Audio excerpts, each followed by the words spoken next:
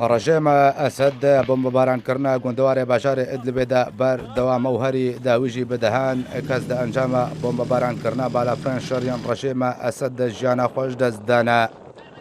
روانگاه سوریه مافی مروان راگهان کشوا بوری بالافران شریان رژیم اسد گوند محمبل لی پارزگاه ادلب بمباران کرد انجام بمباران کردن دا 13 کس کو یک جوان زاروک بو جانا خوش دزدان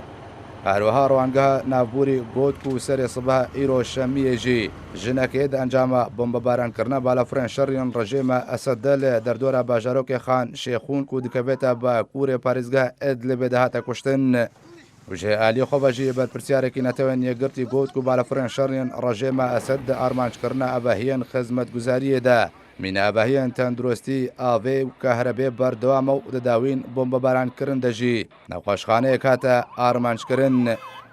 مارک کەتس بەرپرسیارە نەتەوەن یەکگرتی گۆجیک و بێ تو ئاوایەکی نابێ ئەف ئێریشان ڕژێمە ئەسەد لە دژی سڤیلان بەردەوام بن پێویستەکار ji بۆی ڕاوەستاندنە ڤان ئێریشان وەرێکردن.